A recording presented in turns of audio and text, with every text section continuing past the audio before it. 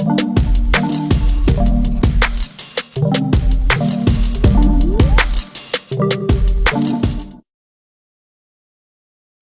बिस्मिल्लाहिर्रहमानिर्रहीम। Chapter number 5 discuss कर रहे हैं हम लोग। उसका नेक्स्ट टॉपिक आज हम देखेंगे एंगुलर मोमेंटम। 5.7 आर्टिकल है जी ये। अच्छा जी, जैसे हम लोग बात कर रहे थे कि लीनियर मोमेंटम जो होता है it determines the quantity of motion. कोई भी ऑब्जेक्ट जब मूव कर रहा होता है तो उसकी मूवमेंट की क्वांटिटी को मेजर करने का जो पैरामीटर है दैट इज लीनियर मोमेंटम, जिसका आप लोगों ने फार्मूला पढ़ा था the product of mass and velocity.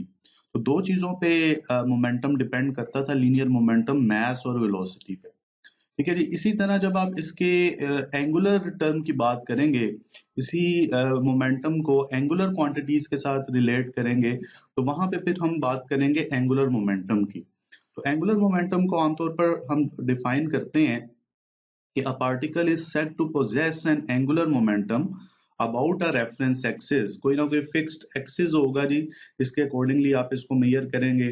ये जैसे ओरिजिन है तो इसके हवाले से, तो if it so moves that its angular position changes relative to that reference axis के, इस एक्सिस के अकॉर्डिंगली, मतलब ये जो ओरिजिन है इसमें से जो एक परपेंडिकुलर लाइन अगर आप पास करवाते हैं तो that is called axis, axis of rotation. तो अगर इसके अकॉर्डिंगली इसकी एंगुलर पोजीशन में वेरिएशन आ रही है, चेंज आ रहा है, तो this is called angular momentum. तो ये इसकी डेफिनेशन आ गई जी। ठीक है। मैथमेटिकली हम इसको डिफाइन करते हैं कि angular momentum of a particle of mass m moving with velocity v and momentum p relative to the origin is defined as the cross product of r and p। मतलब ये capital L represents the angular momentum, r जो है इसमें इसका position vector है with respect to the origin, जो कि मतलब ओरिजिन में से जो लाइन पास करती है that is the reference axis. तो ये r है और p जो है ये लीनियर मोमेंटम को रिप्रेजेंट कर रहा है। m is the mass of this object। तो अगर मैं कहता हूं कि ये इसके साथ कोई एंगल बना रहा है थीटा, ठीक है जी, तो अब इस थीटा के रेफरेंस से या तो आप मोमेंटम के कंपोनेंट्स ड्रा कर लें या आप आर के कंपोनेंट्स ड्रा कर लें। तो दोनों तरह से आप इसको देख सकते हैं। तो जो एंगुलर वेरिएशन आपको मिलेगी वो हमेशा परपेंडिकुलर कंपोनेंट से आप देखेंगे। तो R sine theta into P, ये इसकी वैल्यू आपको मिल जाएगी, या जनरली अगर आप इसको लिखें तो आर पी साइन थीटा, जो वैल्यू की फॉर्म में अगर लिखा जाए। ये फार्मूला आप लोग चैप्टर नंबर 2 में भी पढ़ चुके हैं, जहां पे हम लोगों ने क्रॉस प्रोडक्ट की बात की थी। तो अगर आप ए क्रॉस बी जैसे कहते हैं which is equal to A B sine theta, तो इसी तरह से R cross P the cross product of position vector and momentum vector, this is equal to angular momentum. Mathematically आप इसको इस तरह लिख रहे हैं। और जब आप इसका मैग्नीट्यूड जो है वो डिस्कस कर रहे हैं तो magnitude is given by are P sine theta. ठीक है। या अगर आप इसको ओपन करके लिखते हैं तो पी की जगह एम वी आ गया, तो M R V sine theta, तो ये बन जाता है जी इसका फार्मूला। ठीक है। तो theta is the angle between R and P. और अगेन जब आप इसकी डायरेक्शन की बात करते हैं तो that is along the axis of rotation. ठीक है। Perpendicular to R and P आपको मिलेगी। ठीक है। जो कि आप आमतौर पर राइट हैंड रूल से फाइंड करेंगे। ठीक है। सो सिस्टम इंटरनेशनल में अगर हम इसके यूनिट की बात करते हैं, ऐसा यूनिट इसका, तो वो kilogram metre square per second या जूल सेकंड। मतलब अगर आप ये देखना चाहें तो एक तो ये है कि L is equal to R P sine theta है वैल्यू की फॉर्म में। तो अगर मैं इसका यूनिट लिखना चाह रहा हूँ तो आर का यूनिट जो कि आप जानते हैं मीटर है, और मोमेंटम का यूनिट आपने पढ़ा था कि it is kilogram metre per second. It becomes kilogram metre square per second. ठीक है। सो ये आ जाता है जी।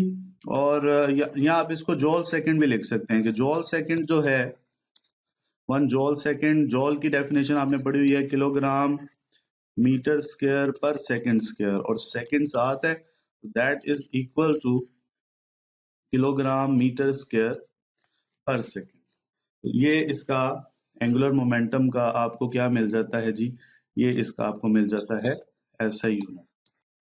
ठीक है। This is the SI unit of angular momentum. दूसरी बात इसकी डायरेक्शन की जैसे की है कि जब कोई भी पार्टिकल रोटेट कर रहा है तो ये एक ऑब्जेक्टिव पॉइंट ऑफ व्यू से भी ये चीज याद रखनी है कि एंगुलर मोमेंटम जो है, अगर जैसे दिस इज आर और ये पी जो है वो कोई एंगल था इसके साथ, ठीक है, थीटा एंगल बना रहा है, तो angular momentum lies along the axis of rotation, ये इसकी डायरेक्शन आपको मिलती है। तो आप यहाँ पर ये भी याद रखें ऑब्जेक्टिव पॉइंट ऑफ व्यू से कि ये एक्सियल वेक्टर है, और कौन कौन से एक्सियल वेक्टर्स हैं ये आप लोगों ने याद रखना है कि angular displacement, angular velocity, angular acceleration, angular momentum और टॉर्क, ठीक है जी। इन सबको क्या कहा जाता है? These are all known as axial vectors. Axial vectors हम इनको क्यों कहते हैं? Because they lie along the axis of rotation, इनकी डायरेक्शन अलोंग द एक्सिस हमें मिलती है, तो इस रेफरेंस से इनको एक्सियल वेक्टर्स का नाम दिया जाता है। तो ये पॉइंट यहाँ पे याद रखिएगा, ठीक है जी। सो जो है वो बात हम कर रहे थे इसके हवाले से, तो ये इसका ऐसे यूनिट जो मैंने बता दी है आपको कि joule second is equal to kilogram metre square per second. अच्छा, अब इसी का अगर हम एक केस कहते हैं कि अगर एक पार्टिकल सर्कल में मूव कर रहा है, ठीक है, पूरा सर्कुलर मोशन, ठीक है जी। सो वहां पर आप जानते हैं कि आर और वी के दरमियान जो एंगल होता है, मतलब ये जैसे भी हम बात कर रहे थे, ये तो मैंने एक डायग्राम स्टैंडर्ड थीटा के हवाले से बात की है ना, लेकिन अगर मैं यहाँ पे जो बात कर रहा हूँ वो ये कर रहा हूँ जी के एग्जैक्ट एक सर्कुलर मोशन की अगर हम बात करते हैं तो आर और वी जो है इसके दरमियान एंगल आपको मिलता है 90 डिग्री, ठीक है।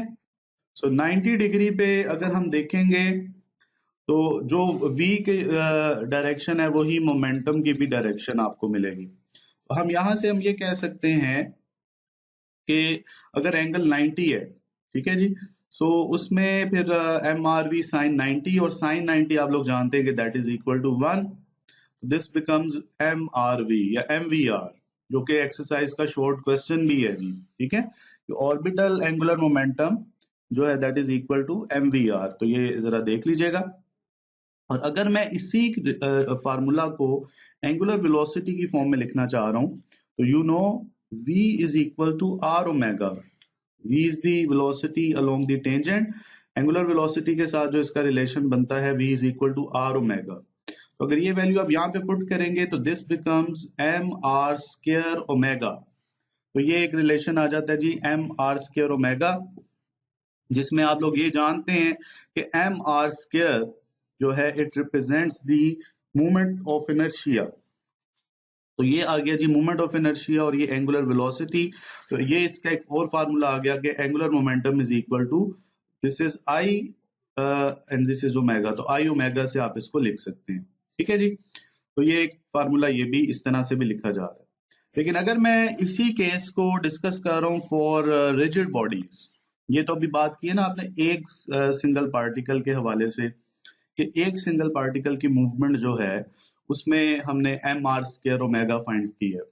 लेकिन अगर यही केस मैं डिस्कस कर रहा हूँ जी कि for a particle for a rigid body which consist of many message, जिसमें बहुत सारे मैसेज मौजूद हैं, लेकिन जब आप उसके हवाले से बात करेंगे तो उसका मूवमेंट ऑफ इनर्शिया अगर आपको याद हो तो वो लास्ट टाइम आपने ये फाइंड किया था sigma M I R I square, और एंगुलर वेलोसिटी जो है वो सभी पार्टिकल्स की चूंकि अलोंग द एक्सिस लाई करेगी, ये जैसे आपको डायग्राम में भी नजर आ रहा है, तो वो सब चूंकि इसके अलोंग लाई करेंगे तो इस वजह से हम यहाँ पर कह सकते हैं कि एंगुलर वेलोसिटी जो है दैट रिमेन्स सेम, ठीक है। सो ओमेगा जो है वो हर एक पार्टिकल के लिए अलहदा नहीं होगा बल्कि वो सबके लिए सेम आएगा। तो ये जो फार्मूला आपका है इसमें ये है कि जी अगेन आई ओमेगा ही आएगा, लेकिन आई की जो वैल्यू है वो जी आई की जो वैल्यू है वो हम यहाँ पर ये देख रहे हैं कि वो sigma M I R I square के बराबर है, ठीक है। Where is the movement of inertia of the rigid body about the axis of rotation. तो ये हमारे पास रिलेशन आ गया। फार्मूला इधर भी आई ओमेगा था लेकिन यहाँ पर I simple M R square है और यहाँ पर आई जो है that is sigma MIRA square, जो कि लास्ट टाइम अगर आपको याद हो तो वो ये टॉपिक हमने जो पिछला टॉपिक पढ़ा था ये फार्मूला आपने फाइंड किया था जी, ठीक है। So this is the relation of angular momentum for a rigid body, ठीक है जी। सो जनरली अगर हम डिस्कस करें तो एंगुलर मोमेंटम की अगर टाइप्स की बात की जाए तो आमतौर पर हम इसको दो तरह से इसकी टाइप्स हैं, एक है स्पिन एंगुलर मोमेंटम और एक है ऑर्बिटल एंगुलर मोमेंटम। स्पिन और ऑर्बिटल एंगुलर मोमेंटम जो है जी, इसमें मतलब अगर हम देखें तो वो क्या फर्क है जी। तो स्पिन और ऑर्बिटल एंगुलर मोमेंटम के हवाले से जो हम बात करते हैं वो ये कि जी जब एक पार्टिकल अपने ही एक्सिस के गिर्द स्पिन कर रहा है, जैसा कि ये डायग्राम ए में आपको नजर आ रहा है, this is the spin motion, ठीक है जी। और अगर वो किसी भी पॉइंट के गिर्द जो है वो इस तरह से ऑर्बिट कर रहा है तो this is the orbital motion. जैसे अर्थ की अगर हम बात करें तो अर्थ की स्पिन मोशन भी है, अपने एक्सिस के गिर्द भी अर्थ स्पिन कर रही होती है और सन के गिर्द ऑर्बिट भी कर रही है। तो दोनों फिर एंगुलर मोमेंटम्स होते हैं, एक स्पिन एंगुलर मोमेंटम होता है और एक ऑर्बिटल एंगुलर मोमेंटम होता है। और ये दोनों फैक्टर्स मैक्रो लेवल पे भी हैं और माइक्रो लेवल पे भी हैं। माइक्रो लेवल की बात करें एटॉमिक स्ट्रक्चर में, ये एटम की जो इलेक्ट्रॉन्स की जो मोशन है वो ऑर्बिटल मोशन भी है और स्पिन मोशन भी है। तो ये दोनों मोमेंटम्स इसके साथ एसोसिएटेड होते हैं, लिंक्ड होते हैं। तो इस चीज को भी आप लोगों ने याद रखना है। और सेकेंड ईयर में आप इस चीज को मजीद पढ़ेंगे कि किसी भी मटेरियल की जो मैग्नेटिक प्रॉपर्टीज हैं कि वो मैग्नेटिक प्रॉपर्टीज रखेगा या नहीं रखेगा, इसका ताल्लुक उसके स्पिन और ऑर्बिटल एंगुलर मोमेंटम के साथ है। वो अगर सपोर्ट करते हैं एक दूसरे को तो वो मैग्नेटिक मटेरियल जो है वो होता है, और अगर सपोर्ट ना करें, कैंसल आउट करें, तो वहां पर वो नॉन मैग्नेटिक मटेरियल होता है। उसकी डिफरेंट टाइप्स हैं, सेकेंड ईयर के अंदर ये डिस्कशन होती है जी। ठीक है। सो पैरामैग्नेटिक, डायामैग्नेटिक, उसकी डिफरेंट टाइप्स हैं। तो स्पिन और ऑर्बिटल एंगुलर मोमेंटम जो है ये कॉन्सेप्ट जो है ये किसी भी स्पिन और ऑर्बिटल मोशन के साथ इसको हम लिंक करते हैं जी। These are the types of angular momentum, ठीक है। सो ये डिस्कशन थी जी एंगुलर मोमेंटम के हवाले से। तो इसके दो फार्मूलाज मेन है, एक आई ओमेगा है और दूसरा जो जो स्टैंडर्ड फार्मूला है that is R cross P. इसको आपने ओपन किया तो वो ये आ गया। और सर्कुलर मोशन के हवाले से MVR भी लिख सकते हैं या आई ओमेगा भी लिख सकते हैं। तो ये पॉइंट्स आप इसके याद रखिएगा जी। तो जो डिस्कशन हुई है इसको आप देखें, कोई कंफ्यूजन है, कोई क्वेश्चन है तो उसको आप जरूर मेंशन करें। Thank you, Allah Hafiz.